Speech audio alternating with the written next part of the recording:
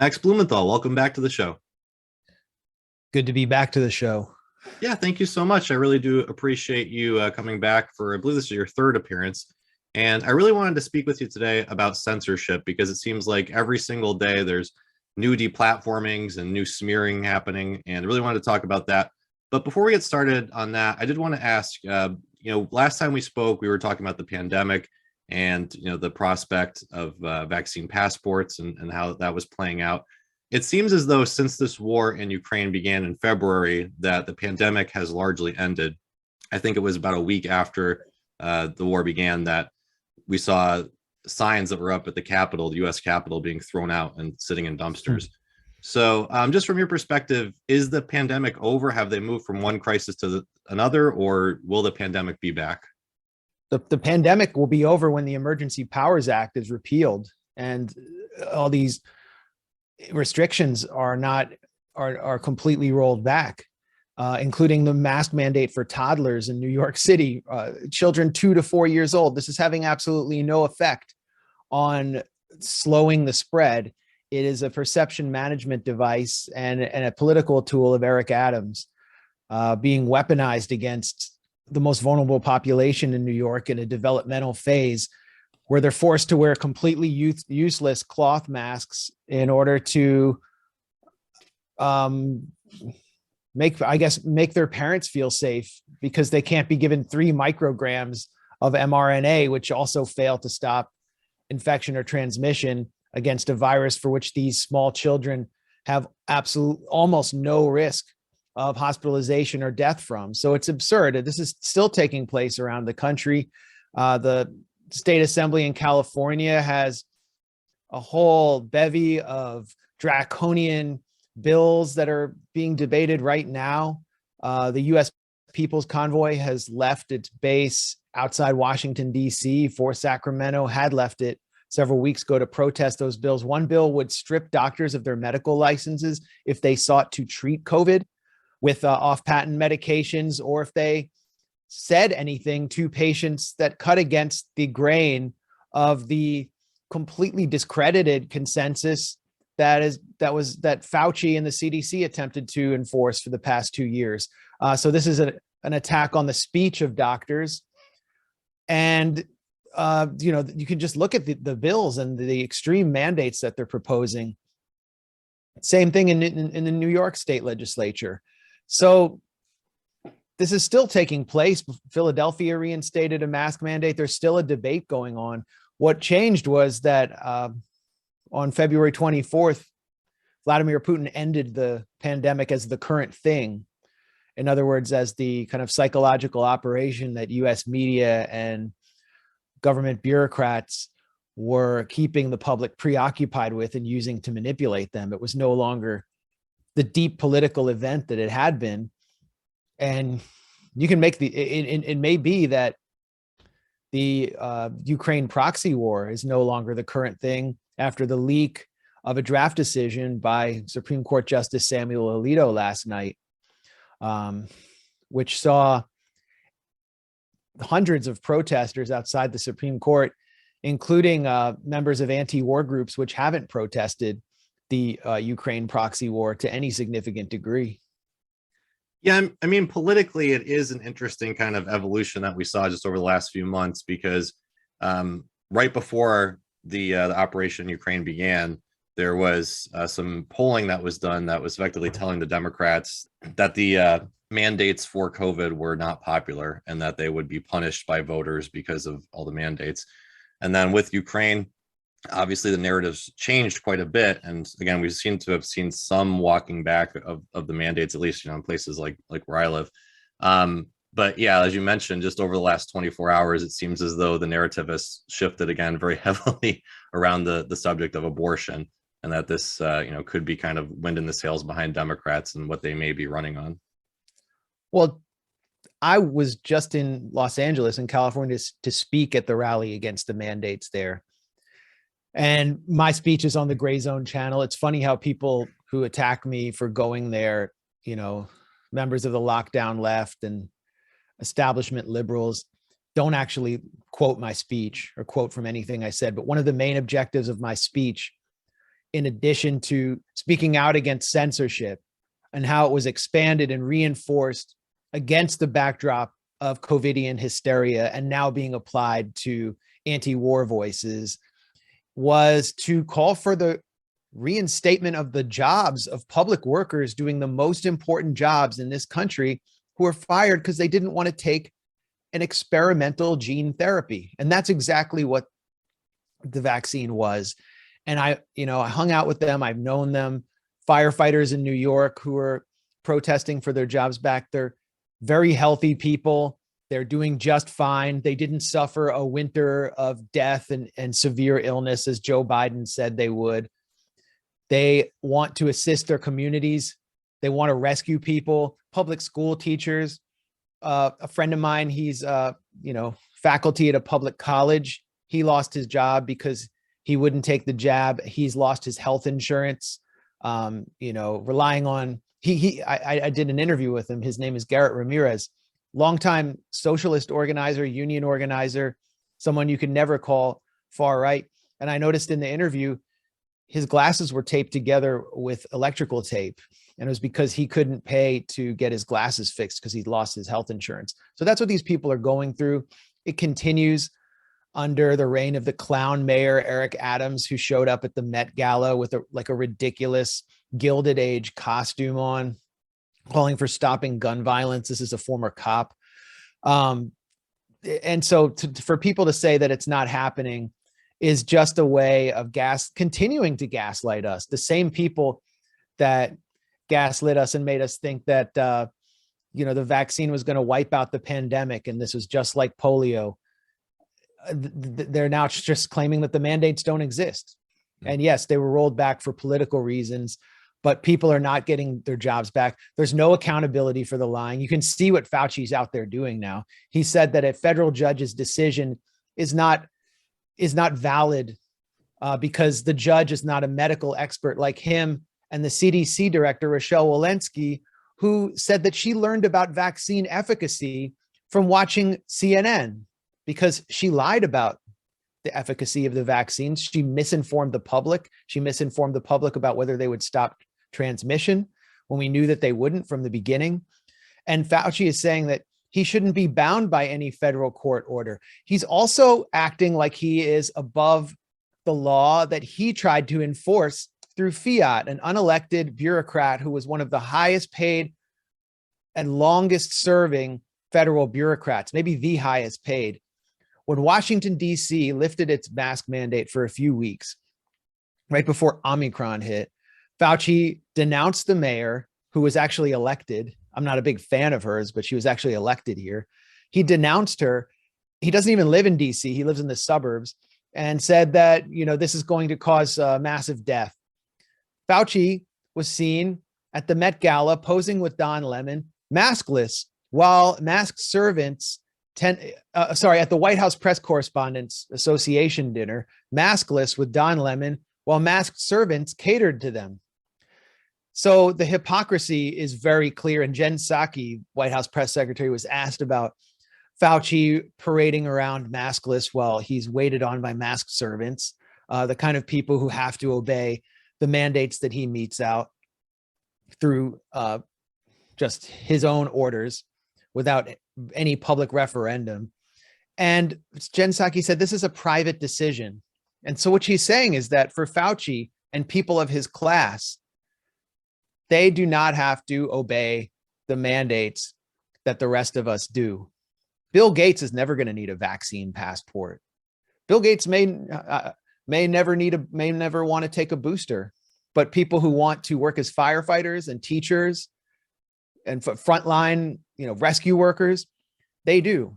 And so we can see the class division very clearly here. But it's funny that the right tend to be the only ones talking about this. Another subject that I wanted to talk to you about today is censorship. And, this has been a big issue going on since COVID, honestly, and since before. But, over the course of this operation in Ukraine, we've just seen the anti-war left being, attacked. And there's several examples of that I want to go over. But, it's worth noting today is World Press Freedom Day, and Julian Assange still sits in prison. So there's, a really sad irony there. But first off, I want to get your thoughts on the new so-called Ministry of Truth, the Disinformation Governance Board that's being head up by Nina Jankowicz. And I think a lot has come out about Nina over the last week, a lot of embarrassing videos of her singing to Mary Poppins tunes and just other embarrassing things that's come out. Laundering is really quite ferocious. It's when a huckster takes some lies and makes them sound precocious by saying them in Congress or a mainstream outlet. So disinformation's origins are slightly less atrocious. It's how you hide a little lie. It's how you hide a little lie. It's how you hide a little lie. When Rudy Giuliani shared bad intel from Ukraine, or when TikTok influencers say COVID can cause pain. They're laundering disinfo and we really should take note and not support their lies with our wallet, voice or vote. Oh, information laundering is really quite ferocious. It's when a huckster takes some lies and makes them sound precocious by saying them in Congress or a mainstream outlet. So disinformation's origin seems slightly less atrocious. But she's also been really vocal against the anti-imperialist left. She has said things about Jill Stein, essentially calling her a Russian stooge. She's called WikiLeaks scum. She's been very vocal against Julian Assange. She's been, I believe, vocal against the Grayzone. I know she had blocked, Ben Norton, and I believe also Aaron Mate. So I'm just curious what your thoughts are on Nina. And again, you know, something that I find kind of ironic about this is there was seemingly a large backlash against her and against this new Disinformation Governance Board. And, you know, it's kind of ironic if this new bureaucracy is supposed to be sort of handling what the public thinks about the government and its narratives, but it seems to have blown up in their face in just the announcing of this governance board. Well, I grew up in the 80s and 90s, and the censorship struggles then, or the anti-censorship struggles then, were generally advanced by liberals against, for example, the Parents Music Resource Center. I don't know if you remember that. It was formed in 1985, had backing from the right-wing Coors family, and it was fronted by Al Gore's wife, Tipper Gore. Basically, it was a bunch of elite Washington wives, kind of the original Karens, who were very troubled about rap music and the hip hop culture becoming commercialized and starting to reach the suburbs. And they were worried white kids were going to be corrupted by it.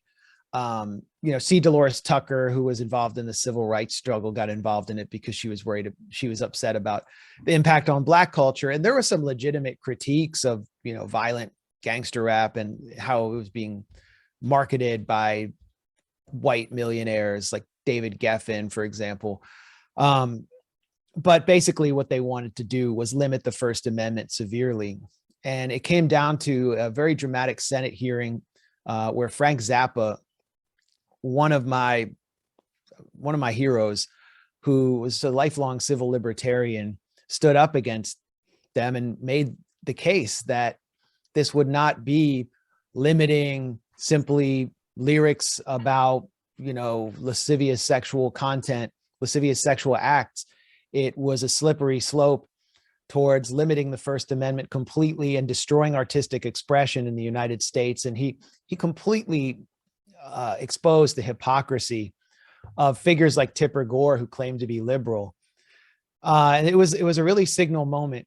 Of course, you know, there were business interests that were against censorship, but that was kind of what I grew up on, was that kind of civil libertarian spirit, which allowed the wide dissemination of the music and the soundtrack of a people who had been oppressed and ghettoized.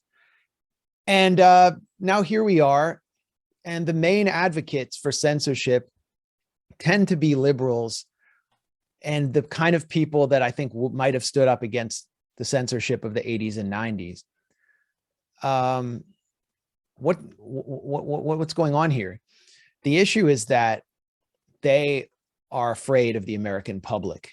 They're not afraid of one particular faction, although there is a faction that they define as populist, but they're afraid of the American public in general. And they blame Russia for unleashing the monster of Donald Trump, which was so embarrassing for them. just 4 years of Trump humiliating them in front of the White House press corps, jousting with them, then them being embarrassed and humiliated by Trump on the world stage, Trump having summits with the North Korean leader, Trump having summits with Vladimir Putin. Of course, Russia was a convenient boogeyman, and that many of them were just being cynical. They know that Russia didn't win the 2016 election for Trump. For the most part, this kind of class of Washington apparatchiks and coastal intelligentsia cadres believe their own bullshit.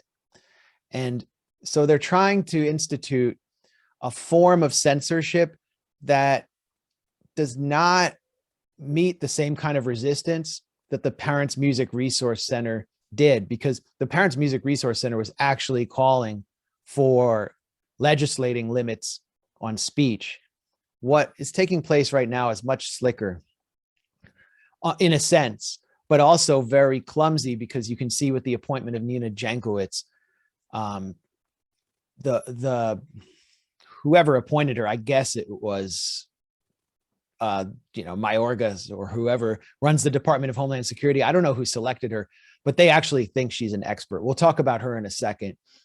I think it's really important, if you want to understand what the agenda here is with disinformation and censorship, is to watch Barack Obama's speech at the Stanford Cyber Policy Center, where he's speaking to young people who are basically being trained and funded to implement the kind of censorship agenda that will be censorship without censorship, we can call it. Obama said, I am a radical civil libertarian. Like, I'm a free speech absolutist. So he doesn't believe in illegalizing certain forms of speech or suing people, having the federal government sue people for what they've said, like the Parents Music Resource Center.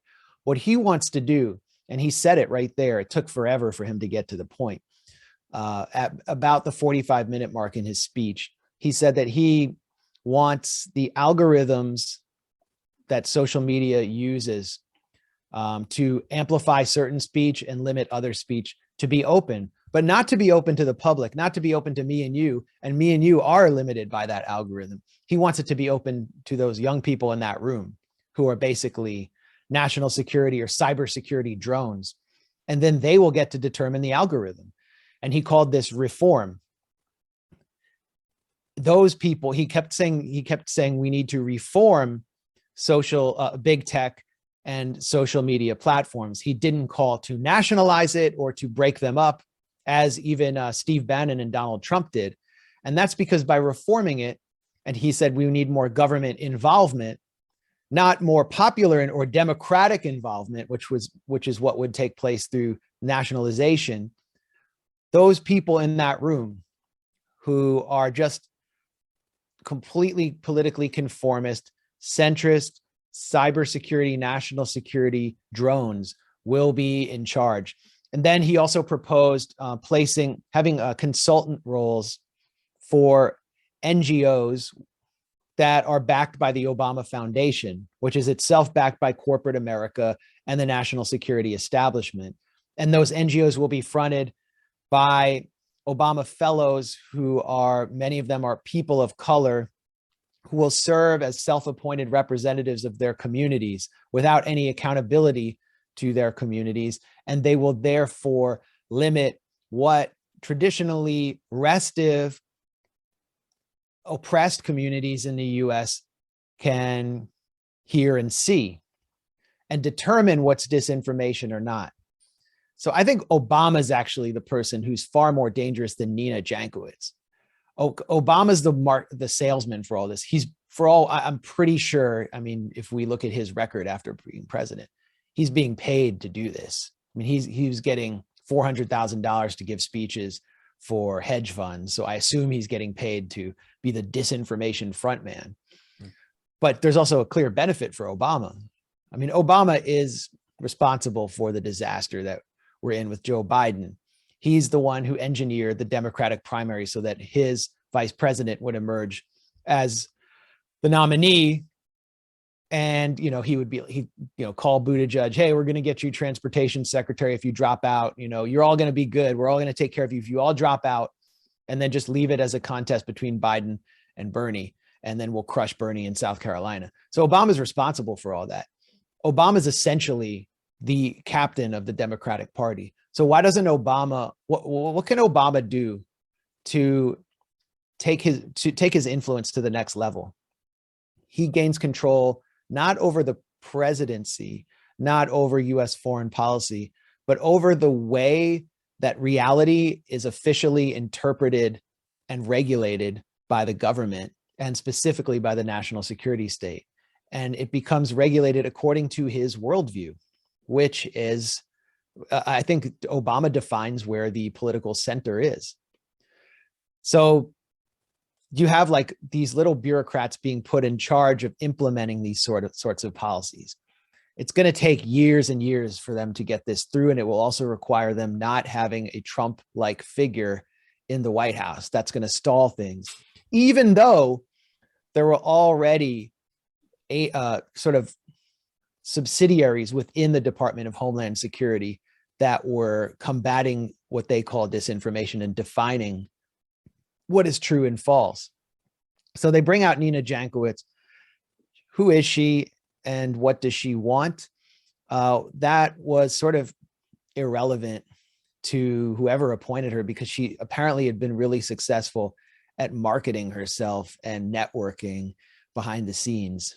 I mean, it would be really funny to know how she wound up getting this job. Well, she was a vocal supporter of Biden as well, in particular when he fired the prosecutor in Ukraine. She defended him on that, saying that was diplomacy. Right. And I mean, she's really towed the line for the Democratic Party, over the last several years.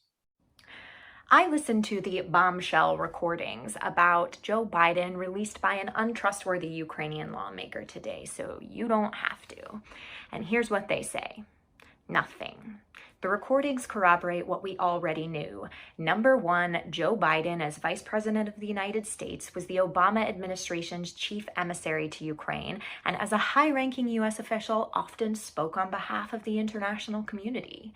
Number two, the international community, not to mention Ukrainians, thought that Prosecutor General Viktor Shokin was a detriment to, not a champion of, justice and reform in Ukraine.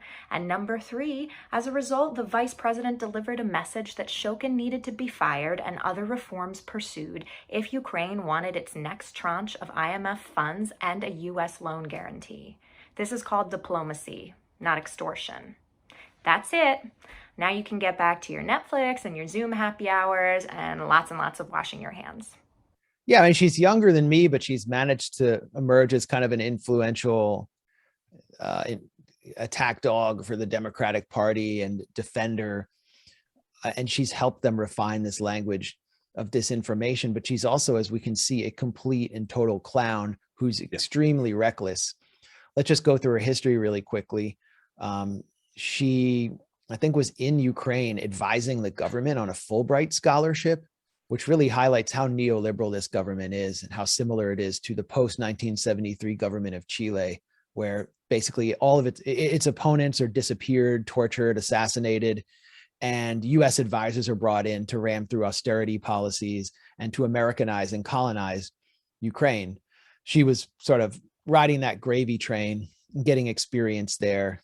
Then she gets a fellowship at the Wilson Center, which is a US government funded, they call it a public policy center in Washington, DC. It's a think tank that tends to trend democratic. And she was also working at the National Democratic Institute, which is a subsidiary of the National Endowment for Democracy, the regime change arm of the US government. The NDI was headed for decades by Madeleine Albright, and they would come in and train activists and civil society figures to advance regime change operations from Libya to Tunisia to Venezuela. So she was involved there. And she is a regime change fanatic, which led her to really take an antagonistic line towards the Grayzone, the news outlet. And I've found it. I mean, I take it as a badge of honor that she was attacking us. But if you look at the attacks on us, she is falsely branding us as part of a Russian disinformation operation. I mean, she's so desperate to censor us She's so desperate. And she called us dangerous disinformation or damaging disinformation, which makes me feel good. I mean, I'm glad that we're damaging her cause, which is to spread imperialism and topple elected governments around the world that don't align with the imperial agenda. I take that as a compliment, but it also shows that someone who wants to censor us, who wants to eliminate us, essentially, who's libeling us as part of a Russian disinformation operation, has now been appointed with law enforcement powers at an agency that was created out of the post 9/11 war on terror hysteria to crack down on terrorism. That is outrageous, and it needs to be shut down. It needs to be investigated. We need to know what they're spending their money on. There's no transparency. And anything, what I was going to say too is, I mean, it seems inherently unconstitutional, right? Like it seems as though it's a government agency designed to violate the First Amendment. So how do they even get away with creating it? I mean, there's just this culture among liberals and in liberal media, including at outlets I used to write for, like the Daily Beast. I wrote for them for like a year, where journalists, their job is essentially to go after those who are spreading disinformation and to demand that the manager in big tech shut them down. That's just what journalists do these days.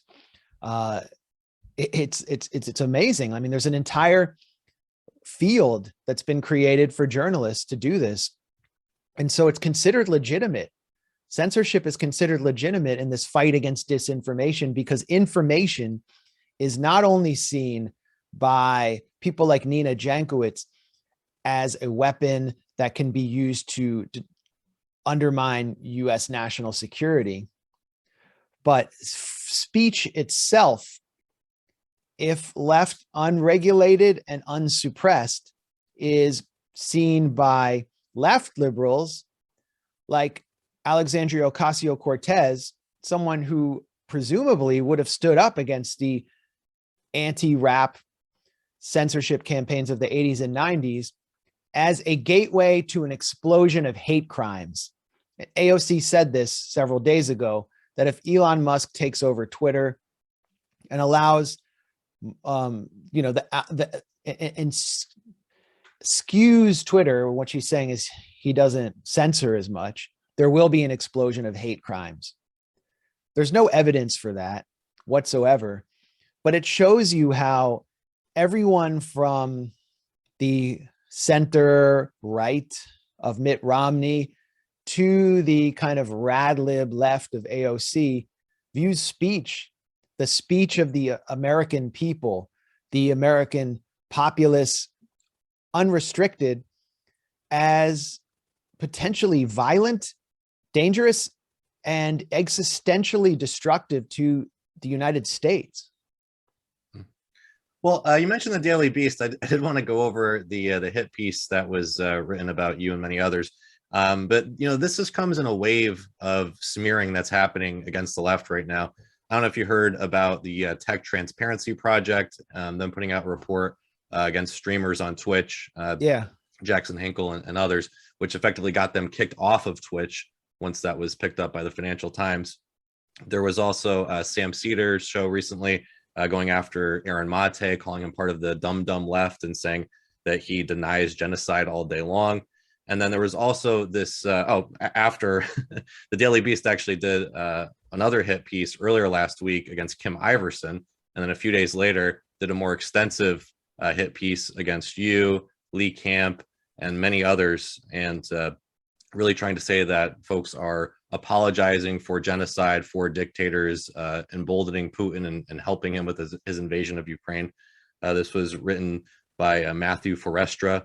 And he, I believe in the article also actually mentions that he contacted Patreon about you to try to get you kicked off of Patreon. So, I mean, this is just shameful, and it goes into what you're just talking about. But I don't know if you have any thoughts on that specific hit piece and just this wave of smearing that we're seeing now. Well, I mean, anyone watching this can understands how outrageous it is just by your question, and how, I guess I would say, how coordinated it all is. I mean, it's all coming at once in this tidal wave, and it all followed Obama's disinformation speech at Stanford. that kind of kicked it off. I don't know how it's being coordinated, but that guy, I can't even remember his name, who wrote the Daily Beast article. I mean, he's been hounding me for years. He's one of those kind of left liberal types who loves U.S. foreign policy because he sees it as protecting Uyghurs from genocide and so on. And he was desperate thirsting for regime change in Syria. What we're doing, why we're being targeted, is we're doing what the anti-war movement in the US has always done, which is to expose the disinformation of the national security state and the war state, and how it stimulates support among the American public for regime change through often bogus atrocity exhibitions, like what we saw in Syria in Duma in April 2018, with a staged event alleging a chemical attack when none took place, according to Organization for Prohibition of Chemical Weapons inspectors that were part of the fact-finding mission. And what was obvious to the entire critical-minded public, we're being punished for basically being critical thinkers and being willing to say that the government is lying to us to get us to support military interventions now in Ukraine. And the consequences are devastating. So it's nothing new. It's just a lot more intense. And what I get, I mean, you didn't mention the NewsGuard, this NewsGuard review of the Grayzone, where we were contacted by a Pentagon and State Department and Big Pharma funded media rating site whose board of directors is a grotesque gallery of war criminals and spooks and corporate shills in government. And they said that they wanted to ask us a few questions and, know who is behind our site, who the owner is, and basically, investigate us. And then they would give us a green or red rating. And then their ratings go out on all Microsoft library computers and into public schools and so on. Which is I can go into that. That's part of the sort of counter disinformation agenda, is to, prevent public school students from gaining access to alternative media. But leaving that aside, I just wrote them a scathing note and told them to go fuck themselves. And Tucker Carlson read it out on his show 2 nights ago. And I just got a flood of supportive emails. People are not buying the government's definition of disinformation, just as people are not buying the government's line on Ukraine. I mean, you can even see in polls, at least the British public has been polled on whether they support sanctioning, harsh sanctions on Russia. And initially they did, but now that they see that it's costing them their economic livelihoods for the war, they have that's the thing, right? Like that's I think why the propaganda is failing, and also probably a reason why they created this Disinformation Governance Board, because the sanctions that were supposed to crush Russia's economy aren't working. The ruble is at a 2-year high against the euro, and we're all paying higher food and gas prices effectively to support NATO propaganda. I mean, none of it's working. It's what I was saying before, and maybe I was a little too long-winded, but the Democrats are losing. They have a lot of influence within the professional managerial class, which means they have influence within the intelligence apparatus, because that's where people come from. They come from Stanford and the Harvard Kennedy School or Johns Hopkins SAIS or whatever. They have influence in those institutions, and they're using it to try to shut down the speech of their political opponents because they can't win over the American public. The American public doesn't want to mask 2-year-old kids. The American public look at what happened in Virginia with the governor's race. I mean, in a solid blue state, Virginia isn't even a purple state anymore. It's a solid blue state. And Glenn Youngkin, who is a very strong candidate, I mean, just as a retail politician, a very strong candidate, but he kind of came out of nowhere against a former governor, heavily funded governor. And his closing message to the Virginia public was not, we need to restore white supremacy or something. It was that shutting down our public schools during the pandemic cost our youth in reading, math, and all academic achievement, especially among Black and underprivileged youth, including disabled youth who are in special education programs. That was his closing message it came out in the form of an op-ed on Fox News. That's what's going on. The public has rejected all of that, and the Democrats are using their influence within the professional managerial class that's insulated from what's been taking place in public schools, and also war hungry because they have skin in the imperial game. The economy here in DC runs on military Keynesianism and the intelligence spending and contracts, and they're leaning on them to try to shut down their opponents without an election. It's the most undemocratic thing I've witnessed, and their cover for the whole campaign is that the other side, if we don't do this, the other side will spread hate and hate crimes and racism and fascism. Well, how many anti-war leftists or anti-war voices have been booted off Twitter? Were they spreading hate and racism? No, they were just standing up against the empire that the PMC is so invested in. And by the way, what is Biden being asked to do to fire up the Democratic base ahead of the midterm elections? He's being asked to cancel student debt. And like, yeah, fine. That would be great. But who has student debt? It's a lot of people with advanced degrees, people who are the professional managerial class. So whether you're for it or against it, it really speaks to who the Democratic base is. And they're asking the working class to subsidize that. So the right has, made that point. My point is, all of those imperial institutions that are crafting these policies should be expropriated and nationalized, and their endowments should be used to cancel student debt for working class students. Max, I did want to get to some patron questions if you have some time, but just before that, quickly, did you hear about PayPal banning Caleb Maupin and Mint Press News and Consortium News over the last several days? Yeah, I was meaning today to write PayPal and ask why they're doing that. I don't know if any journalists are writing them. I know Matt Taibbi's working on a story about this, so I know he'll do his due diligence, but PayPal hasn't given an explanation. And I know Consortium News, they're not like some secret Russia funded website. They're a legitimate grassroots. These are Mint Press. These are independent outlets. So what's going on there? Why hasn't there been an explanation? What we can say is that it is very likely that some division within the FBI or the Treasury Department has chosen to monitor and target these sites and pushed PayPal to do this.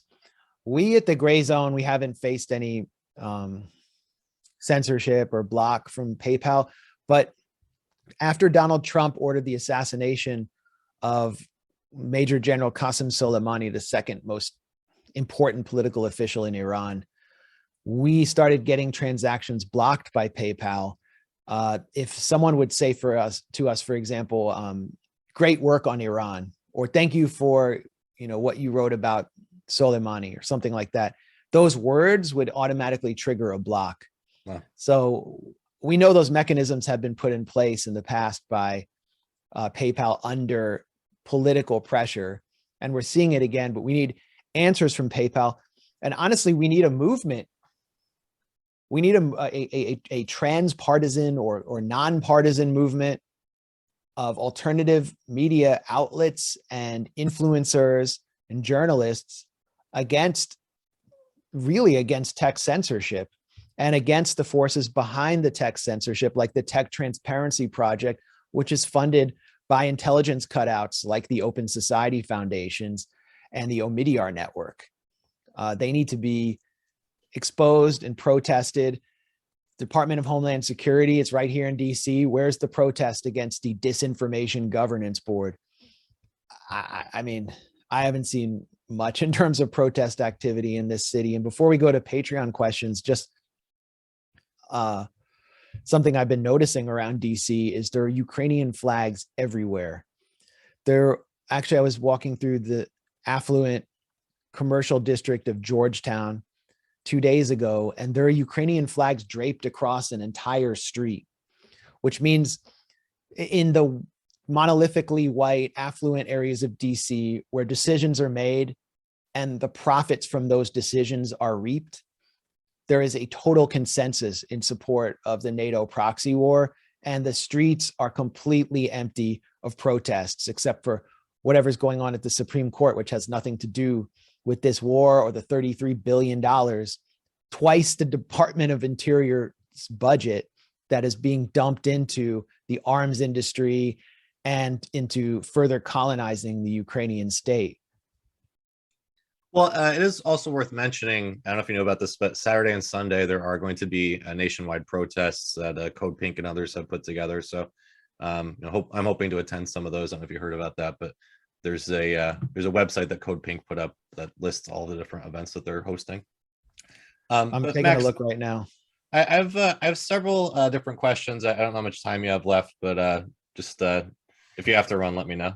Yeah, I'm actually right now I'm waiting on someone who's going to help me improve this ratchet ass studio that you see behind me. So whenever he gets here, I got to jump off. But okay, until then, we can do questions. Okay, awesome. So first patron question. Max, thank you for your work. Would you mind explaining your split with Ben Norton? I believe you're both highly interested and committed to workers and fighting power. I see COVID vax policy as a very delicate situation, but he just wants to know generally what happened there with the split. Well, right now I don't want to address it. Okay. Next one. Max, what do you recommend for people trying to start working independent or alternative media? What do you think has been the greatest achievements of the Grayzone, and what do you hope to improve upon? Well, as I mentioned, I'm trying to improve upon this studio. I think, I want to be live streaming more regularly and doing so in a slightly more professional way, so people can kind of depend on us more as a regular stream of analysis and journalism. The Grayzone is a personal achievement for me because I started this site one day on WordPress and have been editing everything that appears on the site, writing as much as I can, and working with others to develop it into what it is. And so we're clearly making an impact. I see when people attack us, they use Grayzone as a stand-in for challenging the narrative of US foreign policy. Of course, they frame it as a conspiratorial stand-in, but we've become a brand and that exists in a rent-free fashion in the minds of our antagonists. That's a huge achievement. But the most important thing we've been able to do is doing investigative and field journalism, the real kind of classic journalism that I came up doing in a completely independent forum and forcing the other side to respond. And when I say the other side, I mean, we've come under attack from State Department funded websites through State Department organized campaigns. And that continues to this day with these attempts to get us censored and removed from Patreon and YouTube. And there are other great sites and outlets doing really important work. And when you look at Mint Press, for example, that was completely the initiative of Manar Adli, or Consortium News. That was completely created through the initiative of Robert Parry, the late, great Robert Parry, who used to work in mainstream media and was able to expose Iran-Contra and realized there was no space left in not just mainstream media, but progressive media for doing this kind of work. And that was kind of the conclusion I came to around 2017, 2018. And so here we are. And I think it's important for everyone watching to recognize that you can do this too. You just have to be willing to do actual journalism. Op-eds don't cut it. Rants don't cut it. And yeah, podcasts like, or live streams like Primo Radical are really important. I mean, you have great guests, you ask really good questions. It's an important part of the mix, but you can do what we're doing at the Grayzone too. It's not very hard to do. It just takes a lot of initiative. Yeah, I mean that's something that I found also is just the fact that the corporate media is so bad that it's almost easy to do journalism. So, for example, when I found out that Mike Gravel was co-endorsing both Bernie Sanders and Tulsi Gabbard, all I did was call him. Like, no, when everybody in the corporate media picked up on the Bernie Sanders half, and because his campaign was obfuscating and trying to hide the Tulsi Gabbard endorsement, nobody in the corporate media just picked up the phone and called him. Right. So it's remarkable how bad journalists are. When nobody in the corporate media is calling PayPal. Right. That's because the corporate media, they actually know this is taking place and they support it. I mean, that's what they're there for. So next patron question is somewhat long, so I'm going to try to maybe skip through a little bit of it. But Max, I'm a Jew who grew up in Odessa and not only experienced open anti-Semitism myself, but was told of surviving the horrors of the post-revolution Odessa pogroms by my grandmother. Both of my parents as children were saved from the Nazi occupation and almost certain death by the Soviet government during the war by evacuation to Central Asia. I have a difficult time reconciling Israelis going to fight on the Ukrainian side and also anti-Russian opinions from former Soviet Jews in the West, most notably Konstantin Kisin. Max, are you familiar with KK, and how do you explain the phenomena of Jews getting the long history of Ukrainian anti-Semitism and Nazi collaboration? I mean, that's such a great question. We should have done a whole podcast on it. It's something I've been thinking about a lot, and I need to, if I had more time, I would, write my thoughts down in the form of an essay or a report, because it needs to be addressed. I mean, more than Konstantin Kisin, who I'm not that familiar with, you have Julia Ioffe, who's a post-Soviet Jew who has sort of made her name by being a complete stenographer for US empire and its liberal wing. And so that speaks to the mentality of a lot of post-Soviet Jews in the United States, where the US has become their Israel, and the way that they want to assimilate and advance their ambitions is by being imperial propagandists. And, Julia Ioffe was actually the head of the Students for Israel Society at Princeton. She organized protests in support of the apartheid wall while she was at Princeton, but she never talks about Israel. Like, you'll never hear her talk about it because it's gotten so ugly there. You have Netanyahu and Trump really lifting the mask on the fascism that was always there. And so Ukraine under Zelensky, for like liberal Zionists in the United States and who have always formed an important bastion within US media and intelligentsia, Ukraine is kind of like the new Israel that they can support. Their identity, and many of them claim to have roots there. For example, part of my family came from Ukraine over 100 years ago, but they would have been, if they had stayed, slaughtered by the Ukrainian partisan army and the Organization of Ukrainian Nationalists, which is effectively their acolytes are in charge of Kiev right now. And they fail to make that connection, partly because of Zelensky and partly because of their deep investment in US empire. And through their deep investment in US empire and their desire to show, to assimilate in the United States, they have to show their hostility to Russia. They have to flaunt their hostility to Russia, which in the American imagination is indistinguishable from Soviet Russia. So they've taken a harshly anti-Russian line and a harshly anti-communist line and wound up embracing a government that officially honors the murderers of Jews through some of the worst pogroms witnessed in Europe during World War II. The Lvov pogrom, for example, was one of the worst.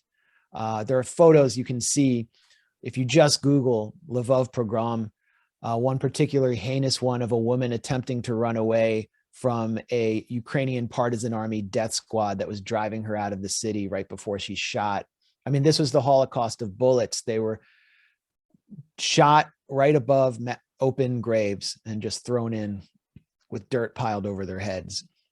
And the head of the Ukrainian partisan army, Roman Shukevich, he's a hero in Ukraine today. He's officially honored. There are streets named after him, stadiums named after him. Bandera, he is the hero of Zelensky's Ukraine. Zelensky has even said that it's normal and cool for people to admire Bandera. So this really highlights the hypocrisy of so many Jewish liberals in the media right now who are just cheerleading Ukraine. And I mean, it's one thing to oppose Russia's operation in Ukraine, Russia's war, but these people are cheerleading Ukraine. They're salivating over Zelensky, and they're putting Ukrainian flags on their Twitter avatar, next to their Twitter avatars, and hanging up Ukrainian flags over their homes, and just denying the continued specter of Banderism over Ukraine and the presence of actual neo-Nazis at the forefront of this fight. It's so disgusting and infuriating. And another thing, you know, some of the people doing this, Jeffrey Goldberg, former Israeli prison guard, who's the editor-in-chief of The Atlantic, they've called me anti-Semites in the past. They've called me an anti-Semite for basically defending the rights of Palestinians who just completely ignored when the bombs fall on their homes every few years in Gaza and Washington. No one has Palestinian flags, but they called me an anti-Semite. They called me a capo. They called me a self-hating Jew. I'm always on these lists of anti-Semites and self-hating Jews that the pro-Israel lobby cooks up. And they're supporting neo-Nazis. They're supporting literal neo-Nazis. And they're supporting Zelensky, who is at the forefront of a government that has neo-Nazis in official positions. Vadim Troyan, for example, of Right Sector. He's an advisor to the police department in Kiev. Can go on and on. Who's the capo? Who's the self-hater? Who's the anti-Semite? I mean, everything feels upside down. Well, Max Blumenthal, I really do appreciate you being on the show today. And just again, if folks don't know, how can they follow you and stay up to date with you? Well, people know how to follow me. I just started a Telegram account, though, Real Max Blumenthal. It's sort of a Twitter backup, but I'm updating and writing maybe at greater length than I am on Twitter at some points. And we're going to launch a TikTok account soon, so look for that. But everyone knows where to find The Grayzone, and all of our channels are there. Awesome. Well, thank you again. I really do appreciate your time today, and hopefully I can have you back sometime soon. Yeah, thanks as always for giving me a platform.